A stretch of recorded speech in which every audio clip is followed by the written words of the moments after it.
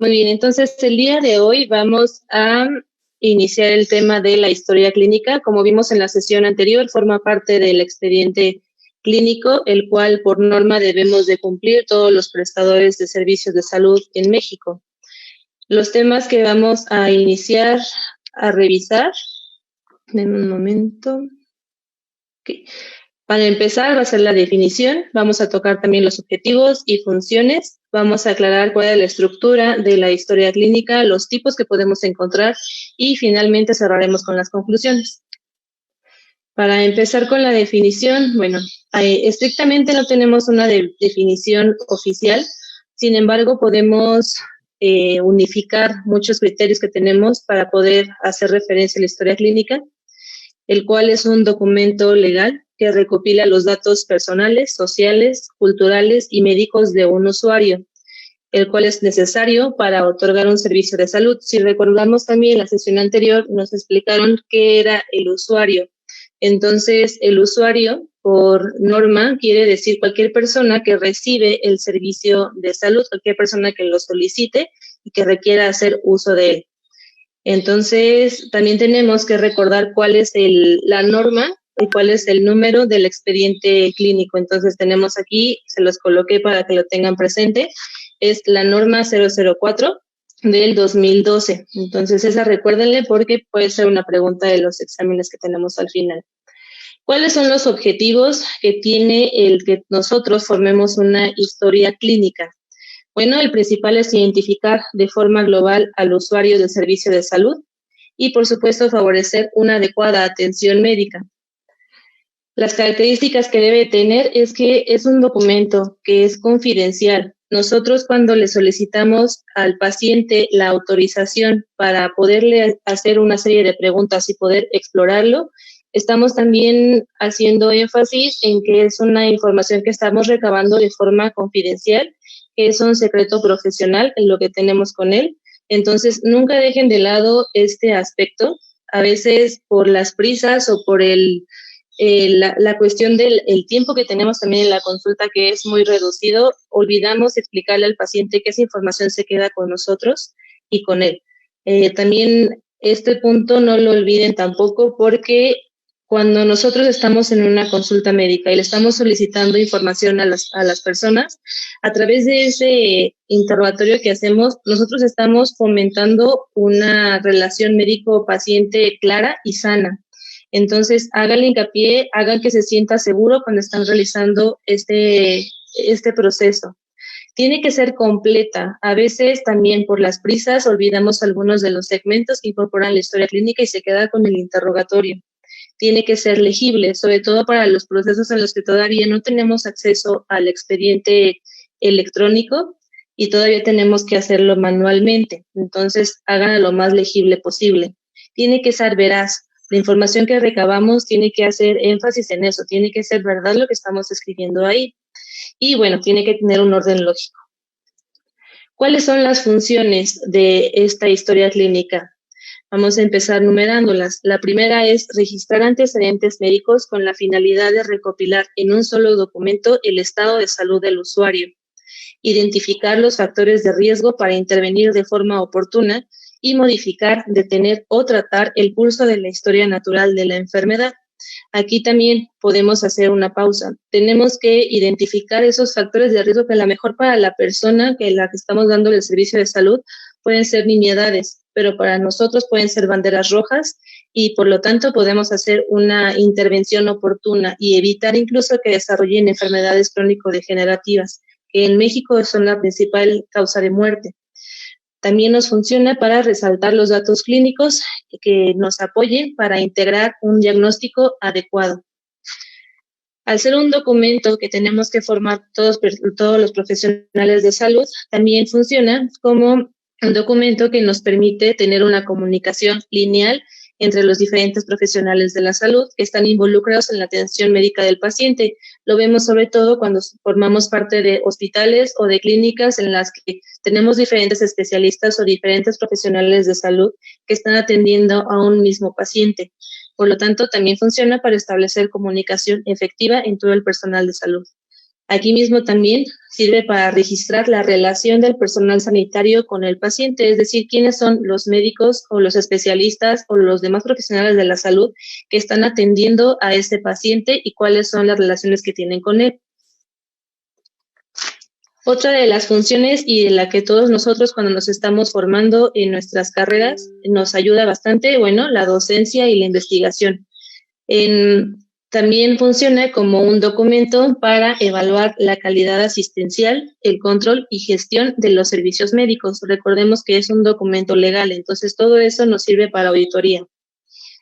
Es una prueba material de todos los procesos de responsabilidad profesional médica. Entonces, deben de tomarlo también con la seriedad que representa tener un documento médico legal, no solamente para registro de los antecedentes médicos de nuestro paciente. De igual manera, funciona para rectificar o fomentar la veracidad, de las declaraciones que hacen sobre los actos clínicos. Entonces, ¿quién tiene la responsabilidad de elaborarla? Bueno, pues todos los profesionales de salud que están prestando el servicio en este momento. Es decir, no porque esté a cargo de otro servicio quiere decir que yo no debo de elaborar la historia clínica de mi paciente si yo soy el médico de primer contacto. Todos tenemos la obligación de realizarla. Es por eso también que hay diferentes tipos, porque depende del enfoque del médico o del profesional de salud que está elaborando esa historia clínica.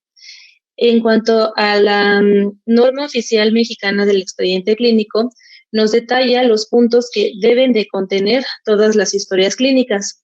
Entonces, el primero es el interrogatorio. Vamos a ahondar más acerca de cada uno en las próximas diapositivas. También debe de incluir una exploración física. Esa debe ser general, no solamente enfocada por el motivo de ingreso o de atención. Debe de incluir los resultados previos y actuales de estudios de laboratorio y gabinete o de cualquier otro estudio que se haya realizado el paciente. Debe de incluir los diagnósticos o problemas clínicos, así como el pronóstico que estamos nosotros identificando, así como la indicación terapéutica que le estamos dando en ese momento.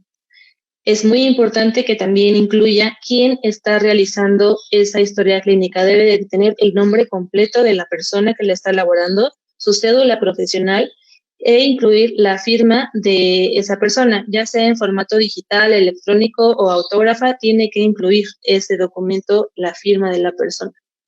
Entonces, vamos a ir desglosando uno por uno. En cuanto al interrogatorio, también la norma nos hace hincapié de cuáles son los parámetros que debemos de incluir cuando hacemos un interrogatorio, esa anamnesis que vamos a empezar a dirigir.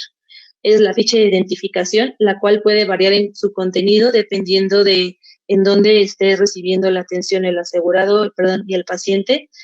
En cuanto a los antecedentes, serían antecedentes heredofamiliares, no solamente los de la línea directa. Yo también les recomiendo que interrogan acerca de la segunda línea. Antecedentes personales patológicos, aquí vamos a ir desglosando uno por uno, sobre todo porque tendemos a generalizar en cuanto a las preguntas que hacemos. Antecedentes personales no patológicos, el padecimiento actual y el interrogatorio por aparatos y sistemas. Entonces, vamos a empezar con la ficha de identificación. Estrictamente no tenemos una lista en la norma que nos diga qué es lo que debe de incluir esa ficha de identificación. Sin embargo, hay una sección de esa misma norma donde nos detalla cuáles son los datos mínimos que debemos de incluir en todos los documentos que están incluyéndose en el expediente clínico. Entonces, el primero es el nombre completo del paciente. No podemos dejarlo solo con su nombre y apellido, tenemos que tener el nombre completo. Nos dicen que incluso debe de venir la edad, pero no nos exigen una fecha de nacimiento y como todos sabemos es indispensable para ir identificando en temporalidad al paciente. El sexo, el grupo étnico. Este es un parámetro que no muchas veces incluimos y no podemos dejar de lado ese aspecto, que puede ser que esa persona forme parte de un grupo étnico y tenemos que cuestionarlo también para que forme parte de su ficha de identificación. Y por último, la dirección. Entonces, como ven aquí, les dejé varios ejemplos de lo mínimo que pueden incluir ustedes en su ficha de identificación para ir armando un poco de contexto acerca del paciente al que le estamos brindando el servicio de salud. Es importante que no hagamos menos algunos de los de los nombres que les pongo aquí.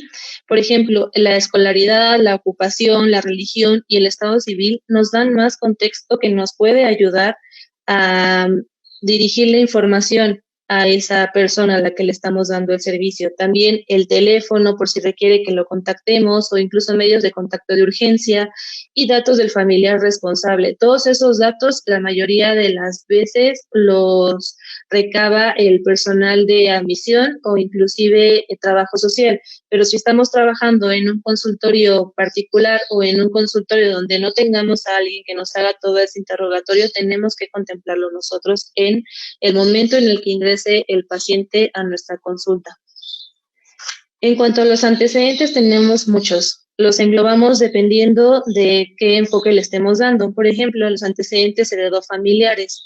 Aquí es lo que les comentaba anteriormente. Tenemos que identificar enfermedades que a lo mejor el paciente no recuerda por nombre, pero sí recuerda qué órgano fue el afectado, cuál fue la evolución que tuvo su familiar e incluso el desenlace. Y toda esa información nos puede servir a nosotros para identificar si es una enfermedad que tiene un patrón hereditario fuerte o incluso para entender el contexto familiar en el que vive nuestro paciente. Debemos de incluir también el tiempo de evolución de las patologías y, bueno, su desenlace final, ¿no?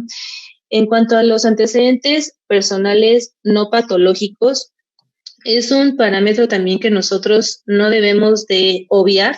Muchas veces utilizamos resúmenes que ya tenemos pregrabados y nada más le cuestionamos si cuenta con todos los servicios, si su dieta es balanceada y si hace ejercicio regularmente, pero no nos ponemos a indagar más acerca de esos antecedentes que para el paciente pues realmente son un parteaguas en su estilo de vida. Entonces, en cuanto a vivienda, hay que interrogar tanto los servicios extradomiciliarios, si tienen, con cuántas personas viven, si comparten el mismo espacio, si comparten el mismo baño, o sea, cuáles son las circunstancias que tiene nuestro paciente con el contexto familiar y el contexto donde vive.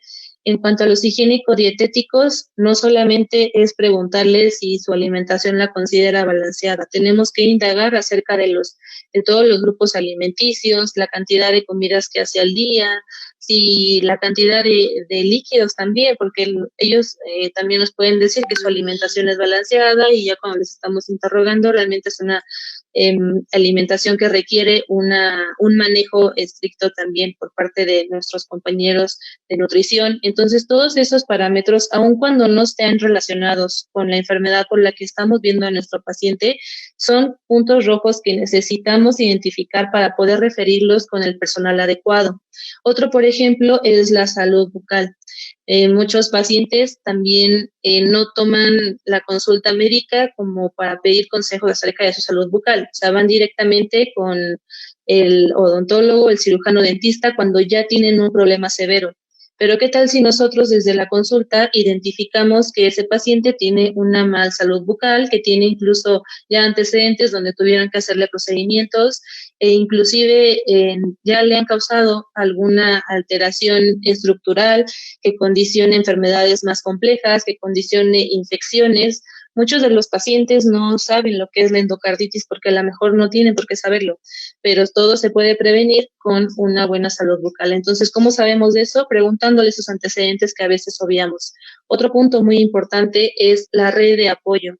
Nosotros podemos decir, pues apóyense en su familiar, vaya con su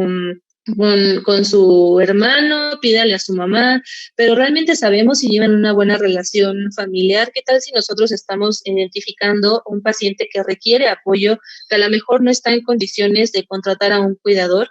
Entonces hay que preguntar con quién se puede apoyar, quién puede estar ahí cuando le pase algo, con quién podemos solicitar nosotros asistencia. Entonces no solamente tenemos que dejarle este trabajo a nuestras compañeras de trabajo social, o sea, tenemos que indagar nosotros desde que estamos interrogando, tenemos que ir identificando quién es la familia o quiénes son los amigos o las parejas con los que pueden estar apoyándose nuestros pacientes. El tipo de sangre. Si desde aquí estamos identificando que el paciente desconoce su tipo de sangre, bueno, entonces en sus chequeos hay que incluirle ese estudio que identifique su grupo sanguíneo. También porque cualquier emergencia, no perdamos tiempo en solicitar un estudio y esperar a las pruebas de tipe y cruce. Entonces, todo esto lo podemos ir identificando con tiempo desde estas preguntas.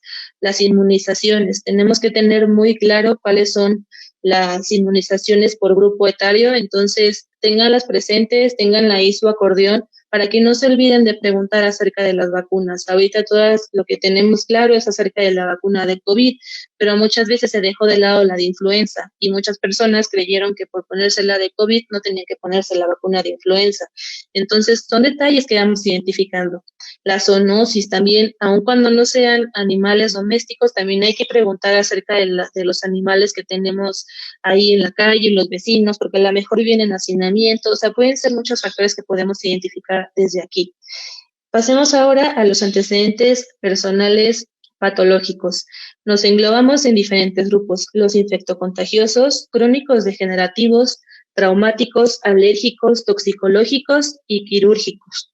Entonces, aquí tenemos que interrogar muchas cosas en tan poco tiempo. Podemos desarrollar diferentes técnicas para poder sacar información. La realidad es que tenemos poco tiempo en una consulta para poder recabar los datos que puedan orientarnos a algún diagnóstico y todavía tenemos que recabar acerca de antecedentes que a lo mejor no tengan relación con el padecimiento actual. Entonces, lo que tenemos que hacer es desarrollar habilidades para poder recabar esos datos. ¿Qué podemos hacer? Preguntarle por grupos de enfermedades, preguntar, por ejemplo, crónico-degenerativas. Vamos a enfocarnos en las enfermedades que causan sobre todo aumento de morbilidad y mortalidad en México, como son diabetes, hipertensión, las dislipidemias. Mucha gente no sabe lo que son las dislipidemias. Entonces, ya cuando les hacemos el tamizaje, tienen hipercolesterolemias o resulta que son dislipidemias mixtas. Entonces, tenemos que empezar a identificarlas desde ahí. También en este apartado no podemos dejar de lado el interrogar alcoholismo, tabaquismo y el uso de alguna otra droga. Dentro de la norma llama la atención que inclusive nos citan la norma para poder realizar todo ese tamizaje, esa investigación acerca de realmente esta persona nos dice la verdad, o sea, sí tiene alcoholismo social y ya cuando preguntamos su alcoholismo social es cada 3 días, ¿no? Con el vecino. Entonces, estos puntos son los que debemos de estar interrogando nosotros para identificar posibles adicciones. También el tabaquismo, si identificamos que es una persona que tiene tabaquismo pasivo, entonces también hay que darles recomendaciones, tenemos que orientarlo.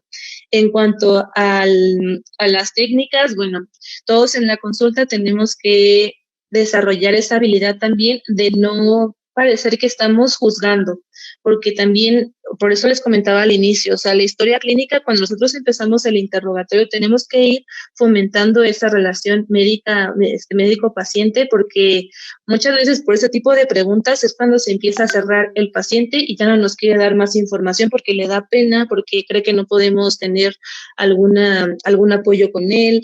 Entonces es información muy sensible, pero tenemos que hacerlo, tenemos que identificar esas posibles factores de riesgo que lleven a desenlaces fatales y que nosotros tengamos en nuestras manos la posibilidad de intervenir a tiempo.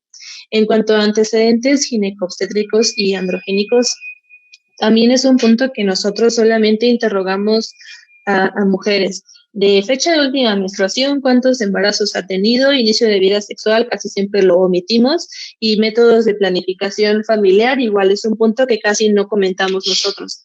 Pero estos puntos son muy importantes porque la persona que está acudiendo con nosotros a lo mejor no toma en serio o no tiene conocimiento acerca de las infecciones de transmisión sexual.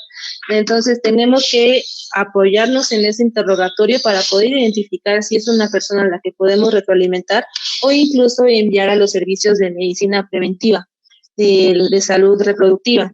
Entonces, no olviden interrogar también a los hombres acerca de esto. Así hincapié en el tamizaje para cáncer de mama, cáncer cervicouterino, cáncer de próstata. No es una cuestión que nosotros hagamos de rutina, tal vez cuando viene por un dolor abdominal un hombre, por ejemplo, pero tenemos que hacerlo, tenemos que identificar esos factores. Por eso les hago mucho hincapié en esto, no los omitan. Ahora, pasemos a la parte de padecimiento actual. Tenemos que hacer una buena semiología. Yo sé que tenemos poco tiempo, doctores, pero tenemos que hacer una buena semiología, tenemos que interrogar el tiempo de evolución, todos los síntomas relacionados, con qué se ha tratado, y es aquí también donde empezamos a generar más confianza con los pacientes, porque a veces por pena o por no querer decirnos toda la verdad, porque creen que lo vamos a juzgar o lo vamos a regañar, que es un término que también usan mucho los pacientes, es cuando nos cuentan acerca de qué tratamiento empezaron a utilizar, ya que identificaron que tenían alguna molestia. Entonces ya se saltan la información que les dieron la comadre, la amiga, que fueron a un consultorio y de dudosa procedencia o utilizaron remedios caseros. Entonces aquí es donde también tenemos que tener mucho tacto a la hora de interrogar el padecimiento actual sin que parezca que los estamos juzgando. O sea, yo sé que en México tenemos muchos tipos de medicinas, los que ejercemos la medicina alópata, o sea, todas esas cuestiones, no podemos dejar de lado que la gente tiene diferentes creencias. Entonces, aquí también tenemos que generar la suficiente confianza para que nos puedan decir la verdad, porque a lo mejor se tomaron un remedio que es el que le está cayendo mal ahorita, ¿no? Entonces, aquí es muy importante que incluyamos todos los datos que se relacionan con esa molestia que tiene en este momento. Tal vez el paciente no lo relacione con otros síntomas, pero ya que estamos haciendo toda la semiología y toda la anamnesis, identificamos que tiene más cosas de fondo y que no es algo que empezó ayer, que ya lleva 6 meses. Y terminamos haciendo interrogatorios muy complejos a lo mejor para la persona y se cansa y no entiende por qué le estamos cuestionando tanto acerca de los síntomas, pero hay que explicarles que todo tiene un porqué. En la parte de interrogatorio por aparatos y sistemas, algo que he visto muy común es interrogados y negados. Y eso creo que todos lo hemos visto, no sé si lo hemos aplicado, pero no es lo correcto. Lo correcto es que debemos de interrogar los síntomas tal cual como son, uno por uno, y si no, al menos los que consideramos los más pivote. Entonces, todos estos parámetros que nosotros evaluamos en consulta, hay que recordar una cosa, el paciente es un individuo íntegro, no es un corazón, no son unos pulmones, no es un estómago, todo se relaciona. Y algo que dejan mucho de lado es la esfera psíquica, porque aun cuando venga por un dolor abdominal, hay que preguntarle cómo está emocionalmente, qué tal si en ese momento identificamos riesgo de depresión, que ya tiene ansiedad o algún otro de los síndromes que hacemos menos en cuanto a salud mental. Entonces es muy importante indagar ahí también acerca de eso. La exploración física. Ya que nosotros le pedimos al paciente que nos respondiera a las preguntas, ahora en la parte sensible que sigue es explorarlo. ¿Por qué digo sensible? Nosotros a veces por la premura solo le decimos que siga indicaciones, ¿no? Bueno, se va a subir a la camilla y descubres el abdomen. Realmente le preguntamos ahí si él estaba dispuesto a hacerlo, o sea, si él quería que lo revisáramos. Imagínense ese tema con un niño. Entonces tenemos que tener mucha sensibilidad también para pedirle a la persona que nos deje explorarlo. Hay que explicarle que eso es parte de lo que nosotros tenemos que hacer para poder ayudarle a darle un diagnóstico y un tratamiento adecuado. En la norma nos explican cuáles son los datos mínimos que debe de incluir esa exploración física. Entonces, ya que recibimos autorización tanto para interrogarlo y para explorarlo, tenemos que incluir en la nota los siguientes puntos. El primero es el hábitus exterior. Los segundos, signos vitales, que lo mínimo que debemos de incluir es frecuencia cardíaca, frecuencia respiratoria, tensión arterial y el peso y la talla, cabeza, cuello, tórax, abdomen, miembros y genitales, que más o menos lo tenemos nosotros identificado cuando hacemos nuestras notas, porque ya es una estructura a la que seguimos, pero no podemos evitarlos. Y aquí ya va a variar en cuanto a los datos específicos que requiere cada profesional de salud en ese momento. No es lo mismo a que si yo estoy identificando un índice de masa corporal elevado y lo envío a nutrición, porque mis compañeros de nutrición van a hacerle una topometría mucho más profunda. Entonces, estos datos son los que pueden variar en la exploración física. A lo mejor por el momento solamente nos centramos en ese órgano que está requiriendo asistencia, pero tomémonos el tiempo, revisemos toda la cabeza, la boca, los oídos, los ojos. Ahí podemos identificar también alteraciones que si no están generando un síntoma en ese momento, puede ser un signo que nos esté dando alguna alteración y que podamos abordar con tiempo. Entonces, no olviden aquí siempre solicitar consentimiento para realizar la exploración y los datos mínimos que debemos de incluir en esa nota de exploración física. Después tenemos el apartado de los resultados. Los resultados tienen que ir no en sí todo el reporte, o sea, pongan los datos que son pivote, los datos que son más específicos, los que están alterados, pero también puede ser que no tengamos ese reporte y que nos mencionen verbalmente, entonces pónganlo ahí en la nota, que es algún reporte verbal, lo que están recibiendo. Si ya tienen los actuales, hagan hincapié en los que están alterados, pero manéjenlos ahí también en la historia clínica. Recordemos que la historia clínica es parte del expediente clínico y hay una sección en el expediente clínico donde se detallan esos resultados. Entonces, aún así, en nuestra nota tienen que venir incluidos.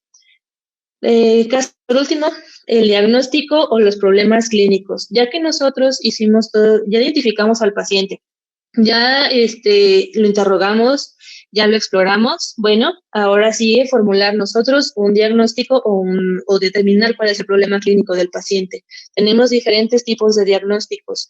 Entonces, aquí les mencioné algunos: el diagnóstico sindromático, el presuntivo y el diferencial. Y con eso se pueden guiar en ustedes para poder dejar algún precedente o incluso alguna sospecha diagnóstica por la que está acudiendo el paciente con nosotros. El pronóstico e indicación terapéutica. Bueno, también tenemos que detallar cuál es el tratamiento que ha llevado ese paciente desde antes hasta actual. O sea, no se vale decir no sé, por ejemplo, hipotiroidismo controlado actualmente con levotiroxina. Pues sí, pero ¿qué llevaba antes? ¿Por qué dices que actualmente, no? O sea, son palabras, pero las palabras también se pueden interpretar de muchas formas. Entonces, tenemos que ser muy específicos también en la historia clínica con las fechas. No podemos decir hace 6 meses. Ok, se vale, pero ¿por qué mejor no pones la fecha correcta? O sea, ¿por qué no dices marzo? Porque hay que especificar bien la temporalidad, porque también hay que revisar si el tratamiento que le estamos dando para que nosotros lo cambiemos realmente está justificado o hay que esperar todavía un tiempo por la respuesta que pues tiene que dar ese medicamento. O tratamientos donde ya lo mandamos con diferentes especialistas y entonces se dedujo que tenía que hacer cambios en el estilo de vida y lleva una semana y entonces ya pide intervención nuevamente. Eso todavía no lo podemos manejar de esa forma. Entonces tenemos que determinar muy claro cuál es el tratamiento que ha llevado antes, cuánto ha durado y el tratamiento que tiene ahorita y cuánto lleva con ese tratamiento. Cuando decimos medicamentos, no solamente es el nombre del medicamento, también tenemos que poner la vía, la dosis que le estamos dando y la periodicidad. O sea, todo lo que viene con posología también tiene que estar detallado ahí. Debemos de incluir también las causas de por qué se modificaron los esquemas.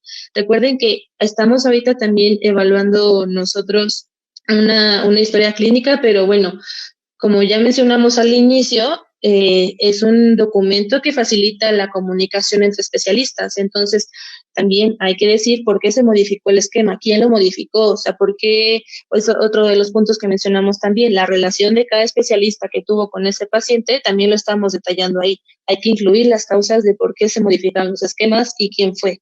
Y en cuanto al pronóstico, debemos de incluir el curso, la duración, la terminación y las probables secuelas que deje el diagnóstico que estamos planteando o el que ya estamos identificando. Ahora, ya que analizamos la definición, la estructura de la historia clínica, tenemos que identificar cuáles son los tipos. Puede ser una historia clínica directa o indirecta, esto basado en el tipo de interrogatorio que estamos realizando.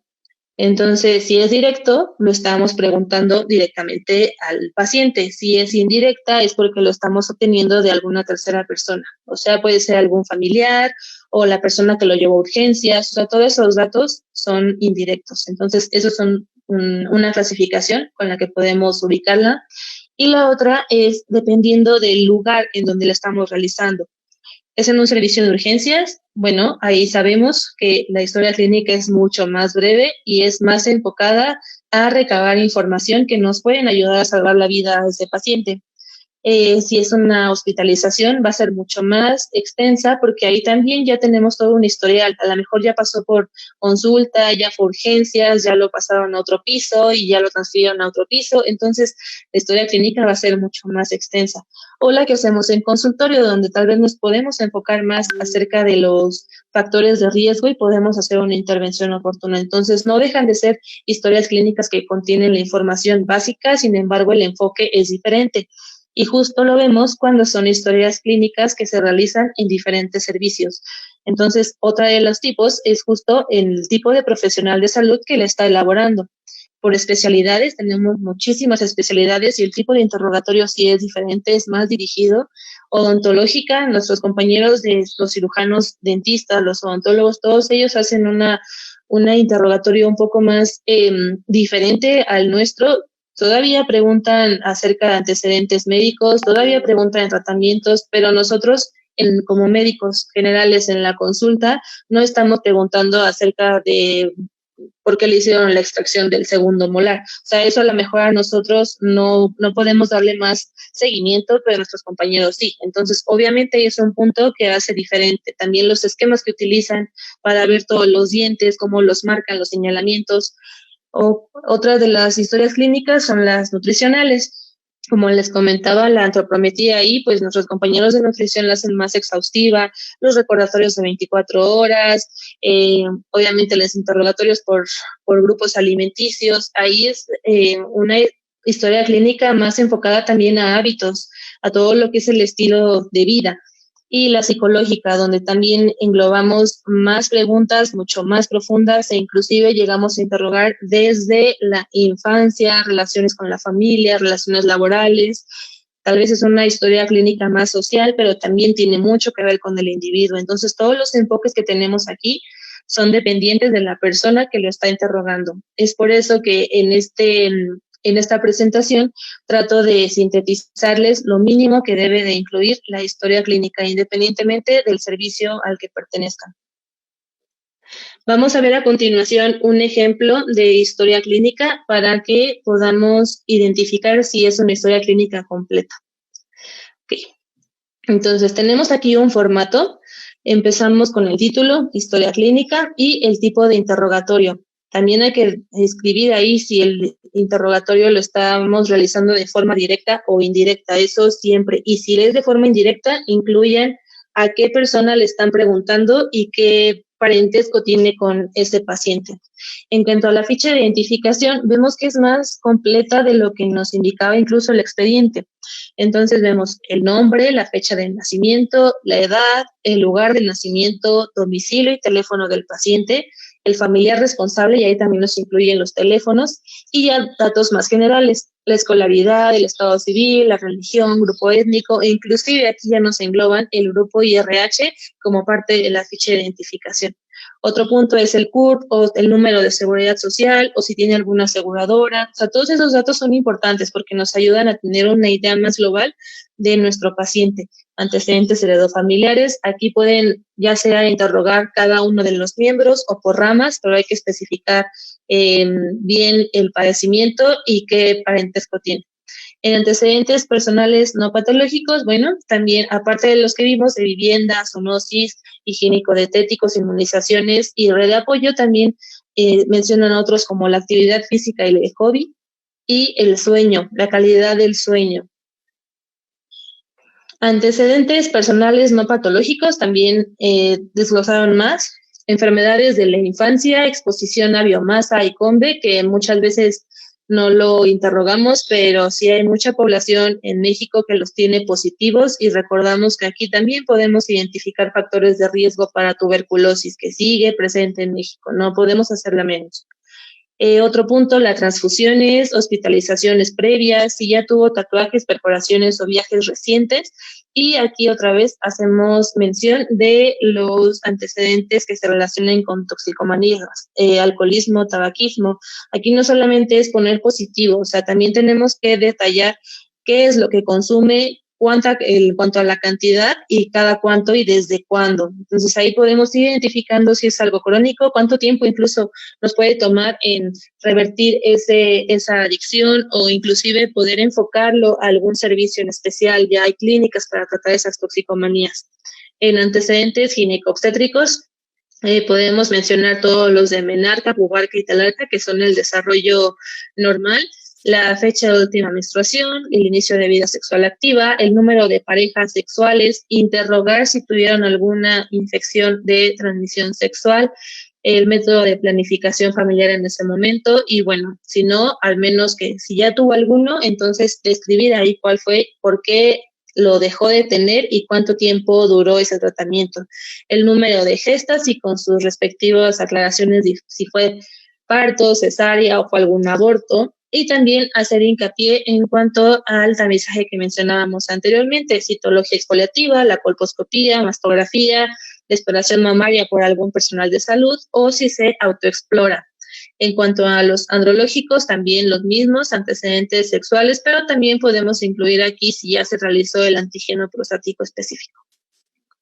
El motivo de consulta, recordar que es diferente al padecimiento actual. El motivo de consulta puede ser nada más lo que nos refiere el paciente por el cual acudió a esa consulta. Ya el padecimiento actual es toda la anamnesis que nosotros realizamos para poder integrar ya una idea, una sospecha diagnóstica, porque aún nos falta hacer todo el interrogatorio y la exploración.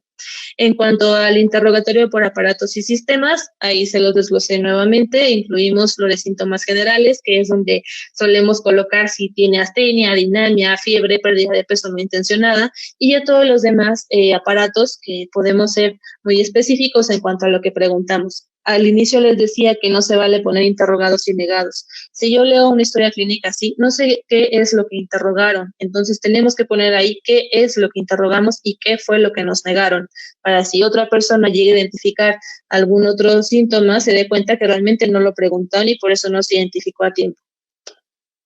En cuanto a la exploración física, comentábamos de los signos vitales mínimos que deben de incluir, que son la presión, la frecuencia cardíaca y respiratoria y la temperatura.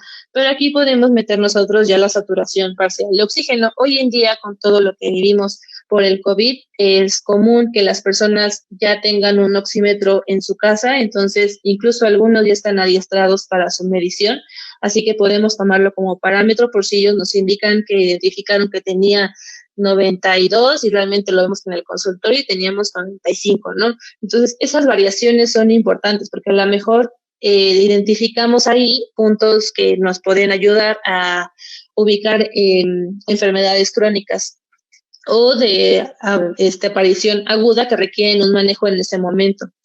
En las antropometrías, bueno, peso y talla, que son lo mínimo que debemos incluir, pero también si estamos en un consultorio, bueno, aprovechemos para medir la circunferencia abdominal. Tenemos que recordar que es uno de los puntos que nos ayuda para identificar el riesgo cardiometabólico que tiene el paciente. Si ya tenemos un glucómetro, bueno, incluirlo ahí también, cuánto es la glucosa capilar que tenemos en ese momento de la consulta, y ahí ya estamos haciendo un tamizaje para diabetes. En cuanto a la exploración física, también tenemos que desglosar cada uno de los puntos de hábitos externos, cabeza, cuello, tórax, abdomen, extremidades y genitales. Entonces, es común que también en la consulta nosotros tomemos lo que llamamos machotes, que son resúmenes donde ya los formamos, tenemos ahí las ideas que nosotros tenemos que incluir en las notas. Lo que no se vale es que no leamos qué estamos guardando, porque puede ser que a lo mejor el paciente en efecto esté asintomático, que solo haya ido a su revisión anual, que casi no pasa, pero sí hay algunos que lo hacen, y ponemos esta nota y realmente no estamos dando cuenta que la nota está dirigida a una mujer y el paciente es hombre. Entonces son detalles mínimos, pero que marcan mucho la diferencia. Este es uno de los ejemplos que les comentaba acerca de nuestros compañeros cirujanos dentistas, que los que están aquí presentes no me van a dejar mentir. También lo utilizan en sus consultas y entonces ahí hacen anotaciones acerca de lo que están encontrando. Entonces todo esto forma parte de la historia clínica. Nosotros como médicos también podemos incluir acerca de las pruebas que utilizamos para sensibilidad. de diabetes, sobre todo por el riesgo que tienen. Entonces, todas estas pruebas también podemos incluirlas con esquemas. Se vale que lo tengamos, sería una consulta más completa y además algunos de estos puntos forman parte de las listas de cotejo que vienen en las guías de práctica clínica. Como mencionamos, también los laboratorios y estudios de gabinete que tenemos, también tenemos que describir ahí la fecha en la que fueron tomados y los valores que nos arrojaron. Aquí les dejé un ejemplo, es una tabla, involucra los niveles que se toman generalmente, los que sí podemos ver de forma rutinaria. Yo sé que en primer nivel algunos son muy difíciles de conseguir, pero aún así podemos mencionarlos en nuestras historias clínicas. ¿Qué es lo que les pido? Que venga con las mediciones correctas y que especifiquen ahí qué es lo que están midiendo, porque si me ponen glucosa 76, yo no sé qué están midiendo tampoco ahí, porque son peras, son manzanas, o sea, tienen que poner ahí bien completo la cifra, ya sea que se basen en lo que están leyendo en el estudio o por que ya sabemos cómo se mide el colesterol, por ejemplo. Entonces, dejen notas completas. Si ya tienen un electrocardiograma, interprétenlo, aun cuando no tengan una medición de otro médico, ustedes pueden interpretarlo, pueden dejarlo ahí. Si no están capacitados para eso, entonces mencionen qué es lo que encuentran en ese momento. Igual si hacen lapsticks de orina en ese momento en la consulta, también detallen qué es lo que incluyeron en ese momento y si no, si se acordaron que tenía el paciente hace 2 meses un examen general de orina patológico porque tenía proteinuria, también menciónenlo ahí. O sea, es importante que tengamos claro el proceso que está llevando el paciente para identificar desde cuándo presenta la anomalía y cómo se encuentra ahorita. Igual las radiografías de tórax, que a veces olvidamos hacer ese tamizaje en los pacientes que son fumadores crónicos. Entonces también tienen que incluirla ahí, detallar qué es lo que ven en ese momento. A lo mejor no había una lesión en la consulta anterior, pero ya pasó un año y estoy revisando y ya veo algo ahí diferente. Entonces, como mencionamos también, deben incluir los diagnósticos, ya sea una sospecha o ya sea un diagnóstico sindromático o alguno diferencial que estemos identificando en ese momento. Tenemos que detallar el plan terapéutico y el pronóstico, no se nos olvide de eso. Y al finalizar podemos colocar la fecha de la elaboración, quién está elaborando, la cédula profesional, porque tenemos que cotejar que efectivamente esa persona sea quien dice ser, y la firma de esa persona. Entonces, todos estos rubros, como ven, pueden ser un poco cansado en la consulta. Podemos agendar citas donde sean específicas para realizar una historia clínica del paciente, pero no podemos minimizar ese documento. La historia clínica no es lo mismo que una nota de ingreso, no es lo mismo que la nota de primera vez. Tenemos que hacer una historia clínica completa para poder identificar todos los factores de riesgo del paciente, para poder identificar datos que nos sugieran un diagnóstico o incluso que requieran que ya sea que mandemos con algún especialista o con algún otro profesional de la salud. Es muy importante que la hagamos completa. Pensemos que esto lo hacemos para poder dar una atención médica de calidad. Entonces, como conclusiones, la historia clínica es el corazón del expediente clínico. Sin este documento, nosotros estamos caminando a ciegas. Tenemos que tener una base, tenemos que conocer al paciente, identificarlo de la forma correcta, entender en qué contexto social se encuentra para poder darle un tratamiento que esté enfocado a lo que él puede hacer, a lo que él puede adquirir también. O sea, toda esa información nos funciona a nosotros. Inclusive, si estamos evaluando el caso y ya nos identificamos que este paciente no puede estar con nosotros, que tenemos que referirlo, entonces hagan una historia clínica completa, que tenga todas las bases, que tenga todos los puntos que comentamos antes para que la persona que lo vaya a evaluar no esté trabajando desde cero. Ningún dato es obvio. Eso que nos quede muy claro. No podemos obviar acciones, no podemos obviar tratamientos, toda la información. Se vale que la preguntemos y que el paciente nos diga, no me acuerdo. Pues ahí también no se acuerdan, no sabe, pero pasó esto.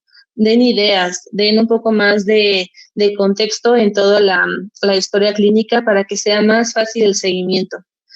Y por último, una frase que dice, el que no busca no encuentra. Si nosotros no interrogamos, no vamos a poder identificar esos factores de riesgo, no vamos a poder dar una consulta integral y decir que es integral si ni siquiera estamos preguntando toda la información que necesitamos acerca de la vida del paciente, de sus hábitos. A veces solamente son cuestiones de estilo de vida y nosotros tratamos de poder enfocar la consulta a que sea muy objetiva, tal vez resolver el problema que tiene en este momento, pero tal vez en esa consulta, si fue nada más por un dolor en la uña enterrada, pero estamos identificando que esas uñas tienen una malformación y resulta que tiene alteraciones en el hígado, puede pasar.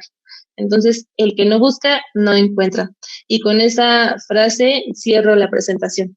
Esta es la bibliografía de todos los datos que les mencioné al inicio. Por si tienen interés de leerlas, también les dejo la bibliografía tanto del expediente clínico como todas las que nosotros pasamos en general para dar un servicio de primer nivel. Muchas gracias.